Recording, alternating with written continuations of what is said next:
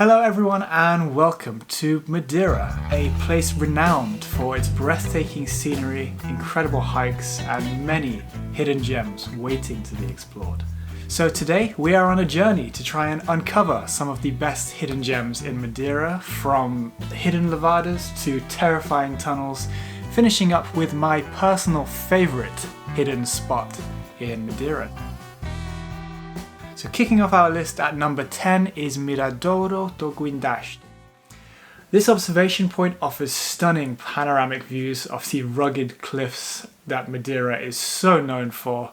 Today it is a photographer's paradise and home to a few glass walkways. Oh my god, I didn't realize you're so high.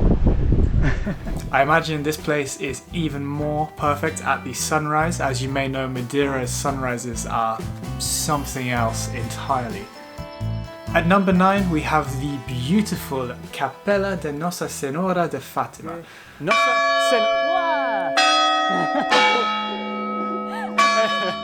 Nestled in the hills near São Vicente, this was built in 1945 and is surrounded by a mind-blowingly beautiful valley with some of the best terraced hillsides that you can find in Madeira.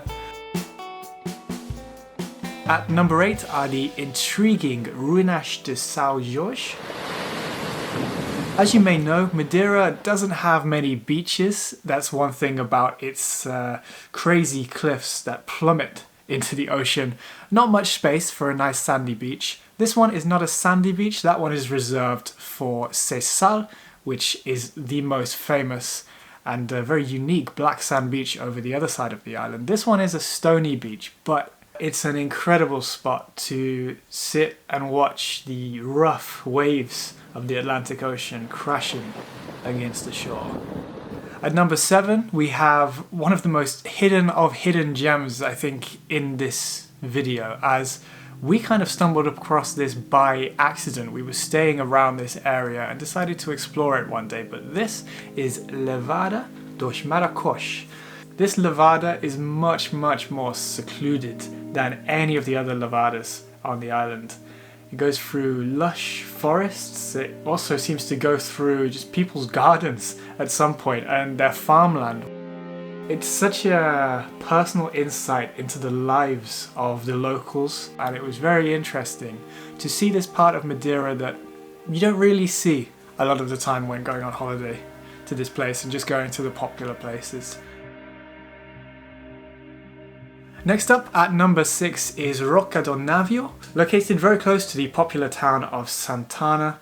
The views from the top here are absolutely breathtaking, and we did see a few other people admiring the views, but what we didn't see were people trying to tackle the very steep and quite difficult hike down to the small agricultural village at the bottom of these cliffs. There is a cable car down to here, but it is reserved for use purely by the farmers, because you may forget that these cable cars aren't just for tourists, as they're kind of integral to how this island functions. But down the bottom there was nobody here, and it really felt like the untouched, unvisited and unknown Madeira. On any of these locations where you're near the sea as well, make sure to keep an eye out for some dolphins, as they love the waters around Madeira. Halfway through our list at number 5 now, and this is Vereda do Larano. This takes you along yet more coastal cliffs with spectacular views of this part of the coastline, which is overall one of the more quieter ones of Madeira, where people tend not to venture to too much, but that's a massive mistake. At number 4, just before I get into the top 3, and I realise that I haven't mentioned any villages yet, so here's one now. This is actually very close to Funchal, and it is Câmara de Lobos.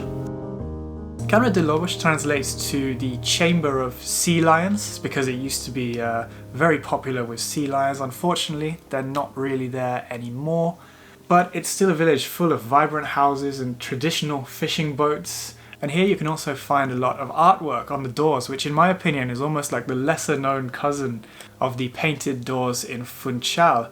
But to be honest, I prefer these ones even more, because as I looked closer, I noticed the unique materials that these artworks were made from. And finally now we have reached the top 3 for the first of these. This one was a real close contender for my favourite. It's actually located very close to the really popular Risco waterfall.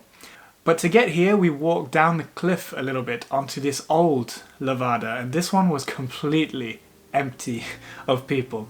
And after walking along this lavada a little bit, you will get to this incredible tunnel that is actually around 1 kilometer long and completely pitch black the entire way.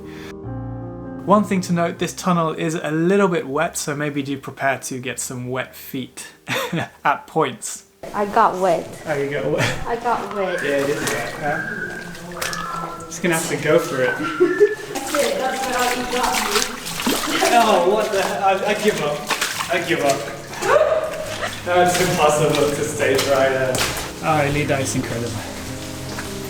Wow, look at this. And as you start to approach the end of the tunnel, you will emerge into a completely unknown paradise with some of the best views of the island from here. At number 2 we have yet another very, very hidden gem, and this is Ribeira do Inferno.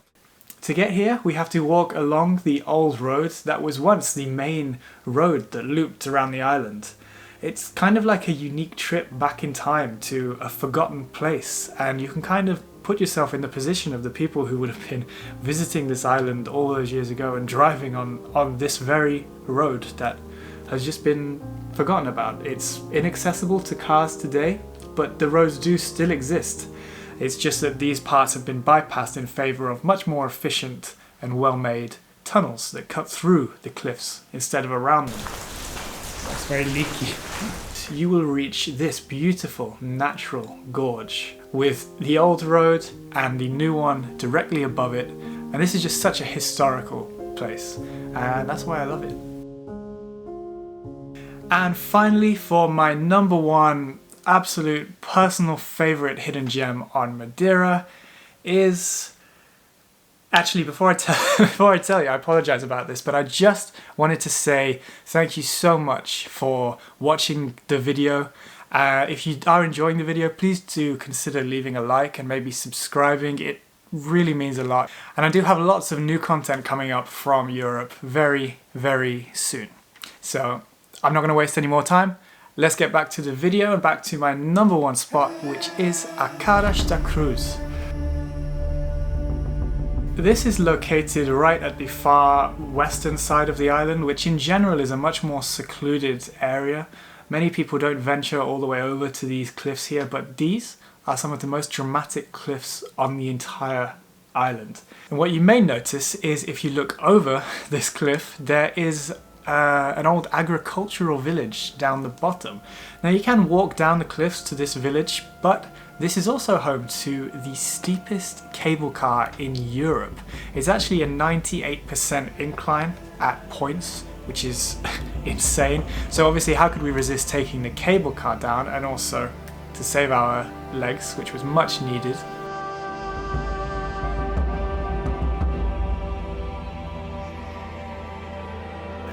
But as you reach the bottom, you're in a true hidden paradise. An old agricultural village that's not really lived in anymore, but it is still farmed by a few locals. It's so isolated, and before this cable car was built, I really can't imagine how anyone would even reach this spot because of how massive and steep and sheer the cliffs are. So with that ends the video. Really, thank you so much for watching, joining me on this adventure to uncover some of Madeira's hidden gems. I hope that if you're visiting Madeira soon, this maybe gave you a few ideas of some of the lesser known places you can visit on your trip. I do have more videos from Madeira on my channel, so if you want to see those, I will link the playlist here. If you feel like I missed anything off the list and you know of some incredible hidden spots on Madeira, please do leave a comment below. That way we can all share ideas and see even more that this beautiful island has to offer. Thank you for watching, and I will see you in the next one. Goodbye.